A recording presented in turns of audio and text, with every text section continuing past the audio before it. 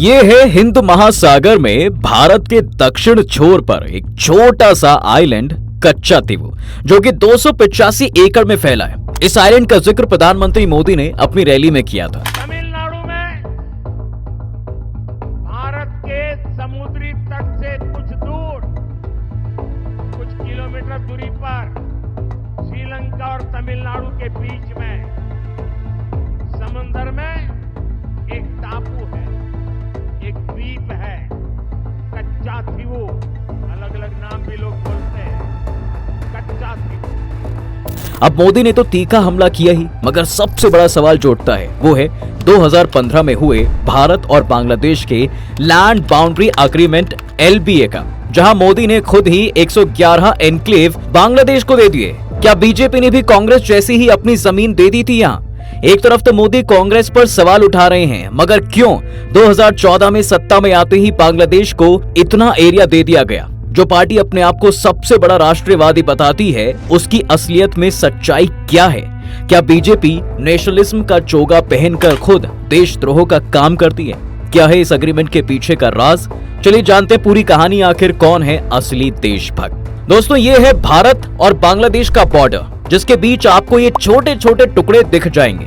कुछ छोटे टुकड़े भारत के, आधे बांग्लादेश में हैं और बांग्लादेश के भारत में। इन्हीं टुकड़ों को एनक्लेव बोला जाता है। इनको अगर आसान भाषा में बोला जाए तो ये वो टुकड़े जो अपने देश से नहीं बल्कि दूसरे देश से पूरी तरीके से घिरे, जिस वजह से यहाँ बसे लोगों को बहुत सारी परेशानियों का सामना करना पड़ रहा था। वो ना बांग्लादेश के और ना ही भारत के सिटीजन बन पा रहे थे। मगर ये आखिर ऐसे कैसे अलग अलग बांट दिए गए? तो ये कहानी शुरू हुई थी कूच बिहार के राजा और रंगपुर के राजा के बीच हो रहे एक चेस मैच के दौरान। ये दोनों राजा अक्सर इन एनक्लेव्स को गिरवी रखते थे और जो हारता था उसके ये एनक्लेव हो जाया करते थे। इस तरह से ये आधे बांग्लादेश में थे, आधे भारत में फैल गए थे। मगर इसको लोग एक माइथोलॉजिकल स्टोरी समझते हैं। जी हाँ, इनकी असली कहानी जो शुरू हुई थी वो थी 1713 में एक ट्रीटी के दौरान। कूच बिहार के राजा और मुगल एम्परर्स ने एक ट्रीटी साइन की थी, जिसके तहत डिसाइड किया गया था कि भाई वो एक दूसरे की जमीन पे रखे इन टुकड़ों पर रह रहे लोगों से टैक्स कलेक्ट करेंगे। मगर तब कौन सा एनक्लेव किस टेरिटरी में आएगा, इसका कोई स्पेसिफिक लाइन नहीं बनाई गई थी। फिर 1947 में भारत आजाद हुआ और अंग्रेजों ने भारत पाकिस्तान के बीच बाउंड्री बना दी। इस बाउंड्री से रंगपुर का हिस्सा ईस्ट पाकिस्तान में चला गया था और कूच बिहार, जो कि ब्रिटिश इंडिया का पार्ट नहीं था, उसके पास ऑप्शन था कि वो भारत में आना चाहता है या पाकिस्तान में। मगर कुछ सालों बाद फिर 1949 में वहां के राजा ने भारत के साथ मिलने का डिसीजन लिया। फिर यहां पर वापस इन एनक्लेव्स को इन दोनों कंट्रीज के बीच में फंसना पड़ा। काफी सालों बाद 1958 में एक एग्रीमेंट जवाहरलाल नेहरू और तब के पाकिस्तान के प्रधानमंत्री फिरोज खान नून के बीच पेश किया गया, जिसमें इनको बांटने का फैसला किया गया था। मगर सुप्रीम कोर्ट के आदेश अनुसार लैंड ट्रांसफर करने के लिए कॉन्स्टिट्यूशनल अमेंडमेंट की जरूरत थी।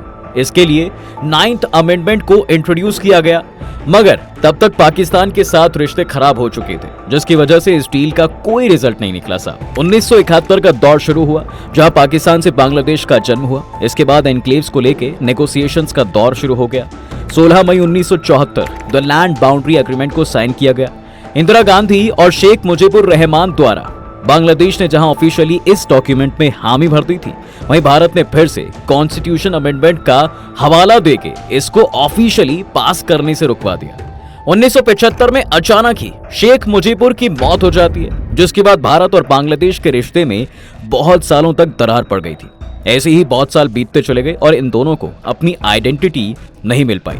अब इस डिस्प्यूट को सॉल्व करने का सिलसिला तब शुरू हुआ जब जनवरी 2010 में प्रधानमंत्री शेख हसीना की भारत यात्रा के बाद कांग्रेस के नेतृत्व वाले यूपीए ने कम से कम 2 issues, the land boundary agreement और the Teesta water sharing treaty को हल करने का गंभीर प्रयास किया। दोनों देशों के एक्सपर्ट पॉलिटिकल एड्स ने बॉर्डर के प्रॉब्लम्स का समाधान खोजने के लिए कई बार मुलाकात की, जो एक कॉम्प्लेक्स काम था। सितंबर 2011 में प्रधानमंत्री मनमोहन सिंह ने ढाका का दौरा किया तो लैंड बाउंड्री एग्रीमेंट से रिलेटेड प्रोटोकॉल पर साइन किए गए। पर उस वक्त कांग्रेस के पास लोकसभा में इसको पास करने के लिए इनफ वोट्स थे नहीं और तब बीजेपी ने खुद इस ट्रीटी का कड़ा विरोध भी किया था। मगर फिर जब 2014 में बीजेपी 2/3 बहुमत के साथ सत्ता में आई तो नरेंद्र मोदी की सरकार जो इसका बहिष्कार कर रही थी, वो खुद ये बिल पार्लियामेंट में लाती है इस एग्रीमेंट का अंतिम कदम 2015 में उठाया गया था, जब भारत के प्रधानमंत्री नरेंद्र मोदी ने बांग्लादेशी प्रधानमंत्री शेख हसीना से मिलने के लिए 6 जून 2015 को ढाका का दौरा किया और लैंड बाउंड्री एग्रीमेंट 2015 को अपनाने की घोषणा की। उस वक्त इस बिल का पार्लियामेंट में बहुत विरोध हुआ साहब, जो कि असम और वेस्ट बंगाल की सरकार द्वारा किया गया था। खुद बीजेपी असम इसका विरोध कर रही थी, मगर मोदी ने जैसे तैसे सबकी मंजूरी दिलवाई, जिसके बाद ये बिल पास हुआ। 6 जुलाई से 16 जुलाई 2015 के दौरान भारतीय और बांग्लादेशी अधिकारियों ने एनक्लेव निवासियों की राय जानने के लिए एक सर्वे भी किया, जिसके बाद 31 जुलाई 2015 को इनको नेशनलिटी देने का फैसला किया गया। 17,160 एकड़ एरिया को कवर करने वाले कुल 111 भारतीय एनक्लेव्स को आधिकारिक तौर पर बांग्लादेश में ट्रांसफर कर दिया गया, जबकि भारत को भारत में स्थित 7,110.2 एकड़ एरिया के 51 बांग्लादेशी एनक्लेव्स मिले। इस डिसीजन के बाद भारत का 10,051 एकड़ लैंड एरिया कम हो गया। लैंड बॉर्डर एग्रीमेंट के साथ लंबे समय से चले आ रहे एनक्लेव मुद्दे का शांतिपूर्ण समाधान तो मिल गया। उस समय पीएम मोदी ने इस समझौते को बहुत बड़ा अहम फैसला बताया था। उन्होंने ये भी कहा कि इससे बॉर्डर्स को सुरक्षित बनाएंगे और लोगों का जीवन और अच्छा करेंगे। अगर इस पूरे एग्रीमेंट को देखें तो इसकी शुरुआत कांग्रेस ने की और तब खुद बीजेपी ने इसका अपोज किया, मगर यहाँ प्रधानमंत्री इसकी खुद सराहना कर रहे हैं। तो जब कच्चा तीबू दिया गया कांग्रेस द्वारा, तब क्यों उसकी आलोचना आज के समय में हो रही है? और क्या असलियत में इन एनक्लेव्स को देके बॉर्डर्स की सिक्योरिटी टाइट हो पाई? और यहाँ रह रहे लोगों को आखिर इस एग्रीमेंट के बाद क्या मिला? इन दोनों देशों को देखिए आजादी तो मिल गई थी, पर इन एनक्लेव्स में रह रहे लोग आजाद नहीं हो पा रहे थे। 1952 के बाद एनक्लेव्स में लाइफ काफी डिफिकल्ट हो चुकी थी। कई परिवार पीढ़ियों से इनके भीतर रह रहे थे। वो जो कुछ भी खेती या जमीन से काट सकते थे उसी पर जिंदा रहते थे।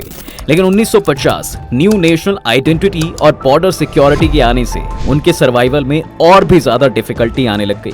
स्वास्थ्य केंद्र, पुलिस स्टेशन और स्कूल जैसी इंपॉर्टेंट सर्विसेज कई डिकेड्स तक नहीं बनाई गई। इन एनक्लेव्स में किसी भी क्रिमिनल एक्टिविटी से अपने को बचाने के लिए कहीं जा नहीं सकते थे, क्योंकि इनको स्टेट जुडिशियल सिस्टम से बाहर रखा जाता था। इसके अलावा यहाँ रह रहे लोग पॉलिटिकल एलाइट्स, गैंग्स और मेन लैंड नेबर्स द्वारा एक्सप्लॉइट होते थे।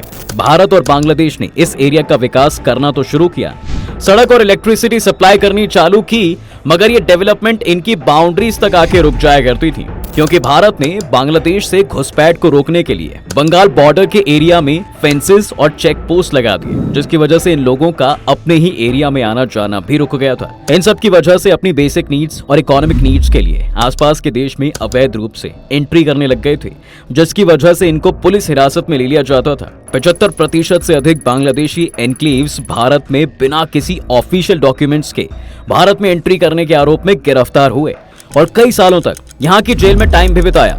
इन सब मुश्किलों को झेलते हुए एक कमेटी इन लोगों ने बनाई, जिसको कहा गया the India Bangladesh enclave exchange coordination committee, यानी IBEECC। ये एक सिविल सोसाइटी ऑर्गेनाइजेशन थी, जिसका मेन फोकस था इंडिया और बांग्लादेश के गवर्नमेंट ऑफिशियल को यहाँ की तकलीफें दिखा पाए, ताकि कुछ समाधान इन लोगों के लिए भी निकल पाए। अब इससे जुड़े लोगों ने भूख हड़ताल और नॉन वायलेंट रैलियां भी निकाली, मगर इसका इतना प्रभाव इन दोनों देशों के पॉलिसी मेकर्स पर नहीं पड़ पाया। फिर 2011 में जाके इन लोगों के लिए एक प्रोटोकॉल लाया गया, जिसमें ये लोग खुद चुन सकते हैं कि वो भारत या बांग्लादेश किस में रहना चाहते हैं और उन्हें उस कंट्री की नेशनलिटी दी जाएगी।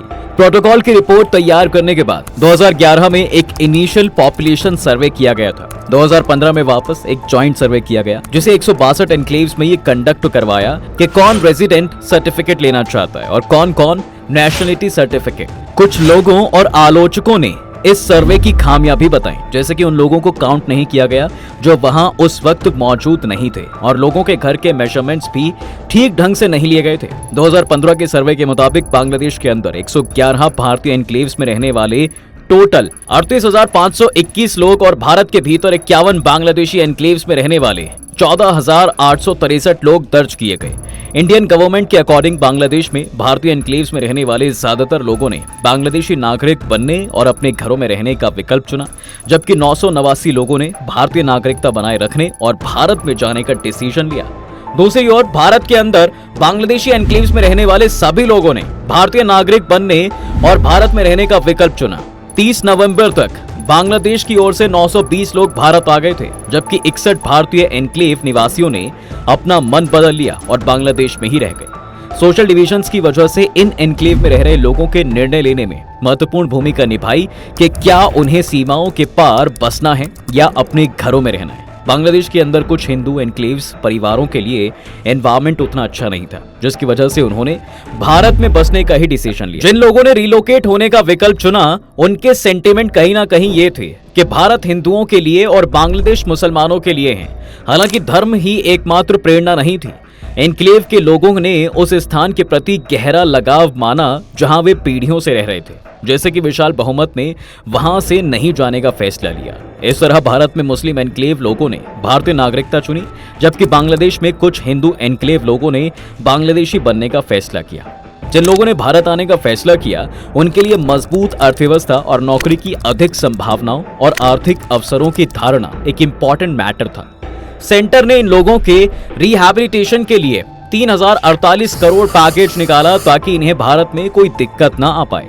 एलबीए के बाद नागरिक बने एन्क्लेव निवासियों के लिए एकमात्र लाभ शायद नागरिकता का अधिकार और पुलिस द्वारा हिरासत के लिए बिना पूरे भारत में स्वतंत्र रूप से घूमने की स्वतंत्रता है। हालांकि कागज पर ये लोग वर्तमान में भारतीय नागरिक हैं, लेकिन वे अक्सर अपनी स्थिति का दावा करने के लिए संघर्ष भी करते हैं। उन्हें लगता है कि बिजली, पीने योग्य पानी, भूमि के कागजात और उचित सड़कों जैसी बुनियादी सुविधाओं के लिए वो आज भी लड़ रहे हैं। हम अगर 2015 एलबीए एग्रीमेंट के बाद भारत और बांग्लादेश के बीच संबंधों को मजबूत करने में एक बड़ा कदम रहा है। अगर सिक्योरिटी की बात करें तो इन लोगों को बेसिक सुविधाएं तो दी हैं, मगर इंडियन बॉर्डर में आज भी घुसपैठिए इन बॉर्डर्स को पार करके भारत में घुस रहे हैं। चाहे सिक्योरिटी टाइट कर दी गई हो, मगर लोगों को अभी भी रोक पाना कहीं ना कहीं मुश्किल हो रहा है। हर साल भारत में कई सारे बांग्लादेशी इलीगल घुसते हैं, जो कि बाद में भारत के अलग अलग पार्ट्स में जॉब ढूंढने के लिए निकल जाते हैं। इस वजह से भारत पर कहीं ना कहीं नेशनल सिक्योरिटी का खतरा भी मंडरा रहा होता है। तो जैसे कि आपने खुद देखा कि बीजेपी ने भी खुद लैंड एरिया इंडिया को दिया, जिसके साथ कुछ चीजें सही हुई, मगर भारत के लिए ये मुसीबत भी बन सकती है। आपको क्या लगता है कि जैसे कच्चा तीबू को दिया गया, वैसे ही क्या लैंड एग्रीमेंट के तहत भारत की जमीन देना सही है या गलत? कमेंट में जरूर बताएं। तब तक के लिए हम आपसे विदा लेते हैं। जल्द हाजिर होंगे एक नए इंटरेस्टिंग टॉपिक के साथ।